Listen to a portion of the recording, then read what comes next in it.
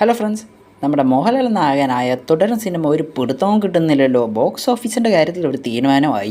5 ദിവസം കൊണ്ട് ഇപ്പോൾ ഏകദേശം 90 കോടിക്ക് മേലെ സിനിമ കളക്ട് ചെയ്തിട്ടുണ്ട്. ഇനി നാളത്തെ കളക്ഷൻ കൂടി ആകുമ്പോൾ ഏകദേശം സിനിമ 100 കോടിക്ക് മേലെ കളക്ട് ചെയ്യുന്ന കാര്യത്തിൽ ഉറപ്പായിട്ടുണ്ട്. ഇങ്ങനെ പോയാൽ നമ്മുടെ എമ്പുരാൻ സിനിമയുടെ കാര്യത്തിൽ ഒരു തീരുമാനമാകും. ലൈഫ് ടൈം കളക്ഷൻ തന്നെ തുടരും സിനിമ ബീറ്റ് ചെയ്യുന്നതായിരിക്കും. നമ്മുടെ പ്രശാന്ത് നീലാണൻ ഇപ്പോൾ സംവിധാനം ചെയ്തുകൊണ്ടിരിക്കുന്ന സിനിമയാണ് ജൂനിയർ NTRൻ്റെ 31ാമത് സിനിമ. ഇനി ഈ സിനിമയിൽ എന്തൊക്കെ സർപ്രൈസാണ് ഒളിഞ്ഞിരിക്കാൻ പോകുന്നത്? അങ്ങനെ സിനിമയുടെ വേൾഡ് വൈഡ് ആയിട്ടുള്ള റിലീസ് ഡേറ്റ് പുറത്ത് വന്നിട്ടുണ്ട്. ഇച്ചിരി നേരത്തെയാണ്.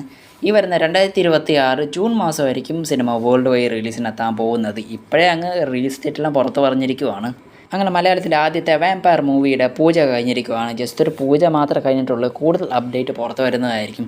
അപ്പോൾ നിങ്ങൾ വിചാരിക്കും ഡ്രാക്കുള അവിടെ പോയെന്ന്. ടെക്നിക്കലി അത് വാമ്പയർ മൂവി തന്നെയാണ്, പക്ഷേ ആരും അങ്ങനെ കണക്കാക്കാത്തതുകൊണ്ട് ഇതിൽ ഉൾപ്പെടുന്നില്ല. പക്ഷേ അത് നല്ലൊരു അറ്റംപ്റ്റ് തന്നെയായിരുന്നു.